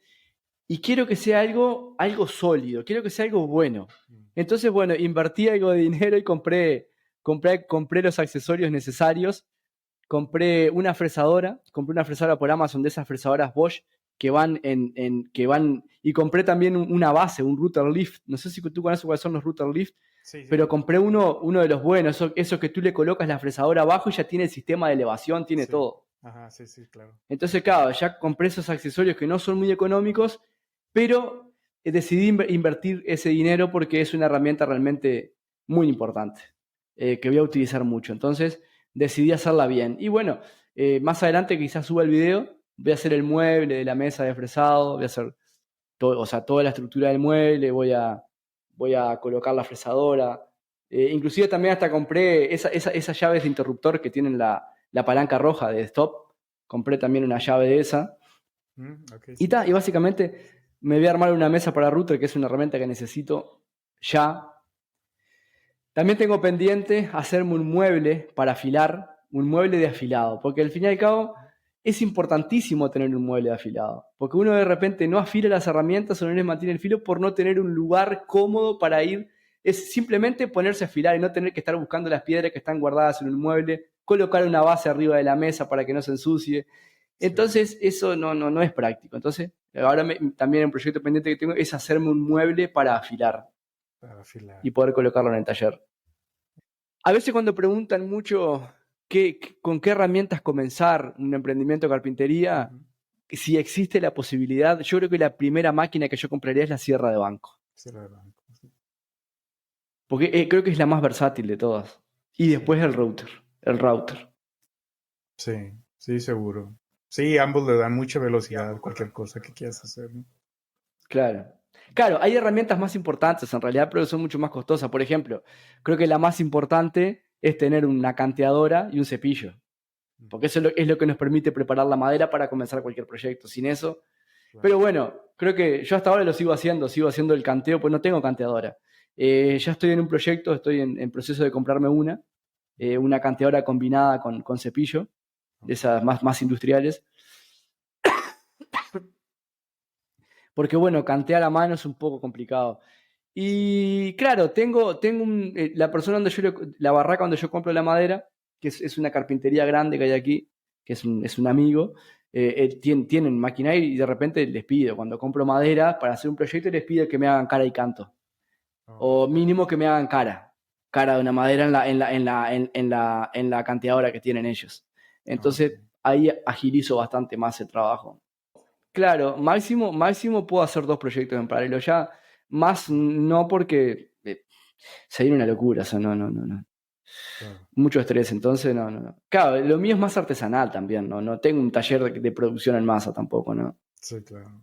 Cuando es más artesanal uno no hasta ahora no he hecho fabricación. Sí, tengo algún proyecto que hago, por ejemplo, fabricación en serie. Este producto que te contaba, las materas que hago para vender, es un producto que uno lo puede fabricar en serie, pero igual sigue siendo artesanal, ¿no? Sigue teniendo sus detalles artesanales de pulir la madera, de cepillarla para dejarla pronta, de fresar, no sé, porque tiene terminaciones finas, entonces, claro, con ensamble Escuela de Milán y cosas así. Entonces, claro, más allá de que uno prepara la madera de forma seriada, pero después los detalles finales se hacen de forma dedicada, ¿no? De alguna manera es tu pasión la carpintería, ¿no? Sí, claro. Porque yo, de repente, a mí me gusta bastante el tema del desarrollo personal y cómo, por ejemplo, una manera de encontrar, ¿no? Está buenísimo cuando una persona encuentra su pasión y le puede dedicar tiempo. Y muchas veces, de repente, una persona, ¿pero cómo haces para encontrar tu pasión? ¿Cómo? Pues yo no sé para qué sirvo. O sea, por ejemplo, y creo que una manera, lo que tú decías, ahí me llama la atención, lo que tú decías, una gran manera de encontrar y de saber cuál es tu pasión es cuando tú te pones a hacer una actividad y perdiste la noción del tiempo. Exacto. Cuando te pones a hacer algo y pierdes la noción del tiempo, bueno, es muy probable que eso sea lo que te apasiona hacer. Sí, sin duda. ¿No? Sin duda. Sí, entonces ahí fue cuando me descubrí que la carpintería era mi pasión. Una de mis pasiones. El eucalipto es una madera linda también de trabajar, ¿eh? Pero no el haya. Bueno, esas tres creo que son las que más me gustan porque no he probado trabajar con otras maderas. Por ejemplo, haya, caoba, nogal. Y también probé, bueno, el apacho, que hice una tabla un tiempo, pero es una madera ya más complicada de cepillar eso, porque esa sí que es una madera muy dura. Sí. Y no solo que desafila todas las herramientas. ¿Sí? Todo. Sí, desafila todas las herramientas. Sí. Además, es una madera que el lapacho amarillo, me acuerdo cuando hice una tabla de asados, me dice con lapacho, cuando la corté en el taller, la cepillé, larga como una especie de tiza amarilla, como el tóner de las impresoras amarillo que ensucia todo. ¿Ah, sí? Es como amarillo, así como ese amarillo de impresora, de tóner, como el polvo de tóner. Sí. Ajá. Bueno, sí, es impresionante. Ensucia todo, y además es medio picantón, medio como tóxico para respirarlo. Y es tremenda. O sea, es muy linda la madera, pero realmente trabajarla no está tan bueno. Okay. Se defiende todavía la madera. Claro, trabajar no está tan bueno porque, claro, uno ensucia todo el taller. Sí. Queda todo teñido de amarillo. Imagínate. Híjole. Sí, inclusive yo me acuerdo que subí unas fotos a Instagram del cepillo de banco, me había quedado todo amarillo. Actualmente sí, yo creo que sí, ya me considero ya más quizás carpintero, ¿no? Que voy por el camino actualmente de la ebanistería, me gustaría aprender bien el tema de la ebanistería, ¿no? Me considero sí, actualmente yo creo que sí, porque ya uno cuando tiene la capacidad ya de hacer muebles, hacer cosas, sí. Pero claro, en el sentido de que no me considero porque no tengo, o sea, una formación formal, digamos, ¿no? Valga la redundancia, de carpintero. Entonces, he sido siempre autodidacta, pero bueno, últimamente me he ido perfeccionando un poco más. Claro. Pero como digo, como no tengo, o sea, no estudié carpintería, entonces es raro igual. ¿Qué soy, carpintero, jovista? No sé. Sí, lo entiendo. Entonces digo, de alguna manera digo, eso es simplemente un nombre, es simplemente un título que uno se pone, pero en realidad no quiere decir mucho tampoco, ¿no? Digo, yo creo que lo importante es lo que uno hace y los resultados que va obteniendo, ¿no? Digo, más allá del cartel que uno se ponga, digo, no sé si es tan importante eso, ¿no? Claro, sí, lo entiendo. Es más importante uno mejorar, que le apasione lo que va a estar feliz con lo que uno hace, creo que ya con eso es lo más importante. Y después, bueno, el gran tema que creo que nos pasa a todos, ¿qué madera es? ¿Qué madera es esa? Cuando le preguntan, ¿qué madera es? Que uno ve una madera y no sabe qué madera es, ¿no? Claro. Y bueno, eso básicamente, al menos yo, no sé si hay un librito para saber, uno puede saber qué madera es con el olor, con el tocándola, mirándole la veta. Una forma también de ver es mirando la testa, también es una forma también de darse cuenta ya con... Pero básicamente eso se adquiere con experiencia, sí, ¿no? Por ejemplo, yo ya sé que el cedro tiene un olor característico, más o menos sé cuál es la veta que tiene y sé el olor que tiene. Claro. El haya es una madera que la he trabajado mucho y ya le conozco la veta y las pintitas y todo, y la veo y ya sé cuál es. El roble, por ejemplo, el white oak, que le llaman el roble americano, es fácil de distinguir. Uno lo ve y ya se da cuenta, esto es roble o esto es nogal. Sí. ¿No? Pero básicamente eso te lo da la experiencia de usar las maderas, de trabajar la madera. Sí. Eso más que nada, o sea, no hay que entrar de repente en esa ansiedad de querer saber todas las maderas que existen, es imposible. Claro. Uno va trabajando con maderas y las va conociendo y ahí se va dando cuenta. Después cuando va a algún lado, mira un mueble, este mueble es de roble. Sí. Mira, este mueble está hecho en madera de haya, ¿no? Y si no está teñido, porque si tiene tinta ya es más difícil de repente mirarlo. Sí, claro. Pero, por ejemplo, el nogal es una madera, el nogal americano es una madera bastante fácil de distinguir por el color y las vetas y el color característico del nogal, ¿no? Sí. O el ébano, por ejemplo, que es casi negro, oscuro, claro. ¿no? Pero bueno, básicamente eso lo da la experiencia también, ¿no? Sí, claro. No hay que frustrarse si de entrada uno no sabe qué madera es, porque yo veo mucho trabajo de repente, proyecto en YouTube y qué madera está usando y no tengo ni idea. De repente miro una madera y no sé. Uh-huh. O sea, son muy pocas las maderas que puedo identificar porque las he trabajado. Sí. Pero tú sabes que fue una manera tan increíble, porque a veces yo creo en esa, no sé, yo soy un tipo igual de fe, ¿no? Más allá de que no participo en ninguna religión ni nada, yo creo en algo, sí, creo en Dios, soy un tipo de fe. Porque todo se dio de una manera increíble, porque me acuerdo, para terminar esto, ¿no? Cuando estaba en Chile, que tenía que hacer la mudanza, estaba preocupado y pensaba, ¿qué empresa me va a llevar las cosas? Porque todas me cobraban carísimo. Y tengo que buscar una empresa que no me cobre tan caro y que sea confiable. Y me acuerdo que iba por la autopista manejando, estando en Chile con mi esposa al lado, y yo le comentaba a ella, estoy preocupado porque no sé cómo voy a hacer, qué empresa voy a contratar que no me cobre tan caro y que me lleve las cosas hasta Uruguay. Y tú sabes que en ese momento se cruza por el costado mío cruza un camión y se pone adelante mío, un camión. Ajá. Y decía, Transporte Uruguay-Chile, decía. Y estaba el número de teléfono y el mail. Y con esa fue con la empresa que concreté. Fue la que me cobró más barato y fue la que me trajo. Increíble, ¿no? Pues esas cosas que uno puede entender cómo pasan, ¿no? Y fue así. Y es como que había alguien mirándome arriba. Ahí tenés la respuesta. Mira, Claro. no te preocupes. Está todo bien. Claro. No te preocupes que todo se va a dar. Sí. Y fue increíble esas cosas que uno no entiende, ¿no? Claro. Y bueno, y a mí en mi vida me han pasado muchas cosas de ese estilo. Entonces, no sé, creo en algo porque evidentemente yo qué sé, no sé cómo explicarlo. Sí. Pero bueno, eso era para finalizar. Y tú me habías hecho una pregunta. ¿Cómo veo yo el tema cómo veo el tema de la carpintería, no? Sí, ¿cómo ves el auge de la carpintería en tu país, en los países de habla hispana, ¿no? Yo creo que hay para todo, ¿eh? Yo soy una persona, a mí me gusta creer, y recuerdo algo que dijo Germán en la entrevista, cuando tú le hiciste la entrevista, sobre los pensamientos limitantes, ¿no? A mí no me gusta tener pensamientos limitantes y creo que hay para todo, que hay lugar para todos. Hay lugar para la fabricación de cocinas en serie, hay lugar para los muebles a medida, hay lugar para los muebles más exclusivos de banistería. Yo creo que se está poniendo muy de moda, al menos me pasa a mí, que lo veo de esa manera, se está poniendo muy de moda también el mueble de calidad. Es como que está volviendo otra vez eso del mueble bien hecho, del mueble que puede durar generaciones. Y hay mercado, ¿eh? Yo lo he visto que hay mercado. De repente uno puede pensar que no, pero justamente eso es un pensamiento limitante y a mí no me gusta tener esos pensamientos limitantes. Me gusta creer que sí hay. Claro. Y es increíble, pero cuando uno empieza a creer que sí hay, las oportunidades empiezan a aparecer. Sí. Y te empezás a cruzar con la gente que va a ser tu cliente, que le gusta también los muebles así. Y como digo, yo creo que hay un auge de vuelta con el mueble de calidad, ¿eh? Sí. Como te digo, o sea, hay un lugar para la melamina, hay un lugar para el mueble de calidad. Porque son cosas distintas en realidad, ¿no? Está, como te decía, una cocina, a mí me encanta que sea de melamina.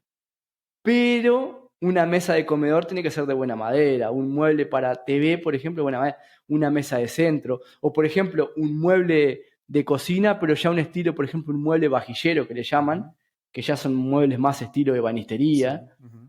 Hay un lugar, yo creo que hay lugar para todos, ¿eh? Yo creo en eso de que hay para todos, ¿eh? No creo mucho en la competencia tampoco de, por ejemplo, de que alguien me vaya a sacar el trabajo porque yo enseño. Digo, no tengo mucho ese miedo, por ejemplo, yo en mi canal de YouTube muestro todo. Todo lo que yo aprendo lo muestro. No me guardo ninguna técnica, nada, porque no tengo ese temor de que venga alguien y aprenda lo que yo sé hacer y me saque el trabajo. No, porque sé que hay lugar para todos. Claro. ¿No? Sé que todos tenemos nuestro estilo y siempre va a haber alguien que le guste tu trabajo. Sí. Siempre. Sí, exacto. Hay países que más favorables que otros, obviamente, yo que sé, Uruguay es un país que de repente es un país más chico, pero si uno vive en México, por ejemplo, o en Chile, que son países mucho más grandes, con mucho más gente, claro, es más fácil de repente, pero no quiere decir que sea imposible vender un mueble, ¿no? de calidad.